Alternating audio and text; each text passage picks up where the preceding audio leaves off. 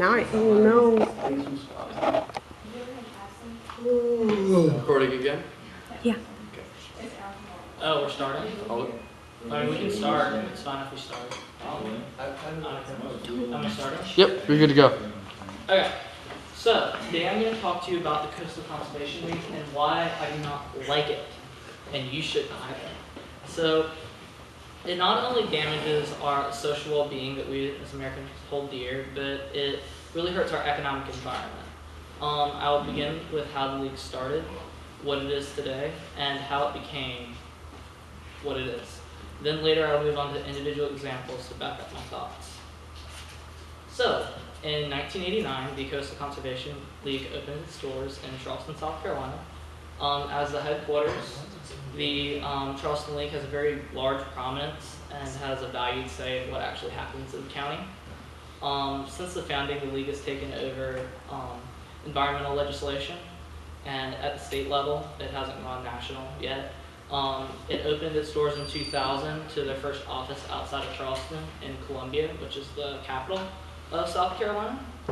This was a big moment for the league. Instead of having to drive the 2 hours from Charleston to Columbia every week to fight some type of legislative effort, whether it be good for the league or something they don't believe in. The league's goal is to advocate the promotion of renewable resources and energy efficiency. One of their major goals is to reduce emissions of pollution in the air and water. A big part of the league is to ensure land use and infrastructure by working closely with local governments and private landowners. Their ultimate goal is to make sure the voice of their citizens are heard loud and clear. They're quoted as saying, "Our vision for the Charleston area is a future in which our population is healthy, active, and has access to clean air and water and a strong, thriving local economy." We've taken giant steps in this direction. We will get there with your help. So, the big question here is, this all sounds really great. They're quoted as saying, this is going to bring a strong, thriving economy. I certainly don't think so, and I'm going to share with you a few examples of why.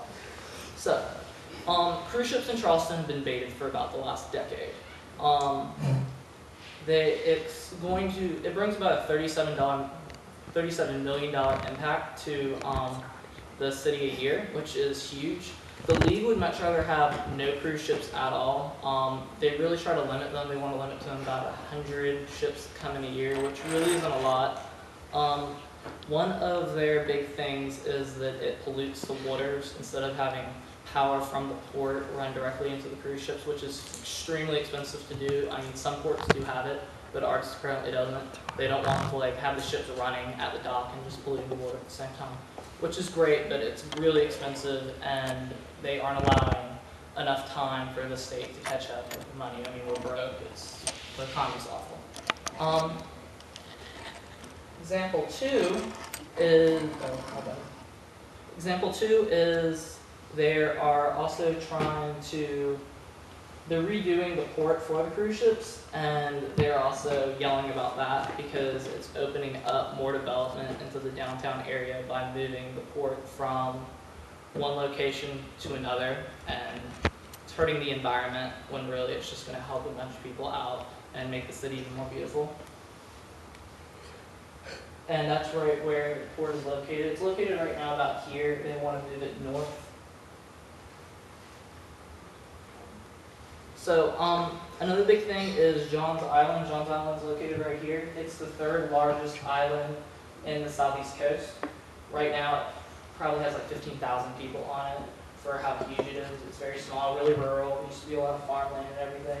It's starting to grow along the coast, which they aren't very happy about that. Right here is the urban growth boundary. This was set up in 2008. They redo it every decade to be sure. All this area basically right here is up for fair game. You can develop it.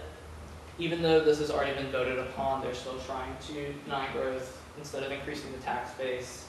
They refuse to widen any of the roads, saying it's going to lead to more growth, but currently every day at 5 o'clock, it backs up for about 5 miles up to the top of the bridge because you can't get on the island, just because it's literally one lane for 15,000 people.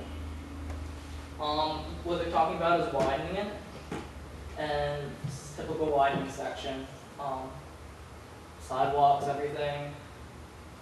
I see no way that this is going to hurt the environment, but they're completely against the project and totally. The next example is 526. This is a $500 million transportation project that they're trying to shut down. Right now, this is Charleston's interstate network. They want to extend it right here. Because right now, Johns, Guatemala, and James Island, you have to go through secondary roads to get them, so it backs up roads in other parts of Charleston to get to these different locations where the interstate can fix that problem. And it opened up loads of commercial growth, increased the tax base on Johns Island, helped James Island out of a ton also. It's 17,000 people have moved into Charleston within the last year in the metro area, which is a ton. We're the 8th fastest growing metro area in the country as of this year. The league's answer to this problem, that's another example right there of the widening, how it should be done, but the mayor set up a way to work with the league by making a parkway. Unlike Polk Parkway, it wouldn't be 60 miles an hour. You'd barely be moving at 35 miles an hour going over the Stony River twice, and it'd just make even more gridlock. It really wouldn't help anything. It'd be a waste of $500 million. Their new way to work campaign is setting up to where this is their answer to the problem. You simply take the regular road right here, but you redevelop basically everything along the side of the road that's commercial, and you make it to where there are a bunch of individual streets. Well, that sounds great, but it's going to take 40 years to finally redevelop all these areas, and by then traffic's not going to move at all. And then they want to take Savannah Highway. It currently looks like this anyway. Their answer is we're going to add sidewalks and that's going to help traffic move. It's not going to do anything. The league has a very prominent backing, loads of funding. This is their Next 526 website. This is James Island right here, and this is just like the alternative G proposal with the Parkway, showing like an example of what it would look like, the way it's currently set up. The last example is, well actually before I go into that, their other answer is to, instead of spending $500 million, they're going to spend over $1 billion making a mass transit train that's going to take you from downtown Charleston up to North Charleston. So we're going to spend double the money. And Charleston in itself, if you ever visit it, it's not dense enough. It's not like a city like New York, Portland, Oregon, where there's enough people per square mile to where it works to actually have a train. No one would use it. It ended up going bankrupt, and is no way near the answer.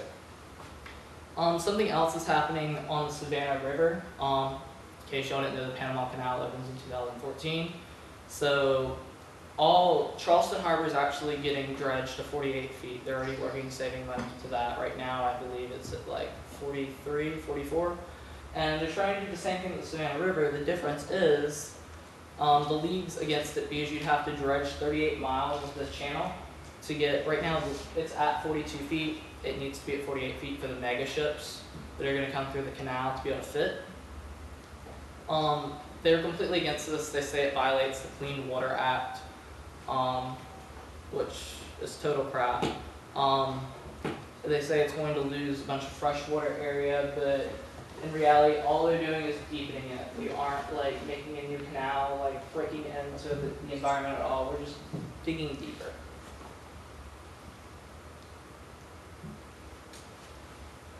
The last example is the I-73. Right? Have any of you ever been to Myrtle Beach? Okay, you know how bad traffic gets and how crazy it is. It's a huge, like it's one of our top tourist destinations. It's a big party beach. Right now there's no good way by interstate to get to it. So the answer is I-73. These are different alternatives right here. Right now it ends in North Carolina, so they're trying to bring it through South Carolina. The league says it's going to destroy farmland and different wetlands when it's no different than any other interstate that goes through any part of Florida, anywhere on the southeast coast. I mean, you're just taking a small little road and cutting through it. It's not like we're developing all this land. It's actually comes down to 300 acres of wetlands and 30 acres of Heritage Trust property and communities across it. The leagues, they really don't have a good answer to any of these problems. They basically are just against any, you build anything, they freak out. You want to fix anything, they freak out. They don't have like a good plan. Like why they, for example, on John's Island, some of the good things they've done is not allow anybody to build around the angel oak, which is the oldest oak tree in the United States. Yeah, that makes sense, where you don't want to get the groundwater against it. That's good. But on the mass scale, they really just stop anything beneficial for the state to grow any type of economic value. So, to conclude, I'm going to give you, the class said 61% of you were unsure whether you supported the league when I gave this last week when we gave these statistics, and 33% of you already agreed, and then I think there was one of you that out of 18 that said no, you don't support it anymore. The question I asked was, would you agree with the following statement?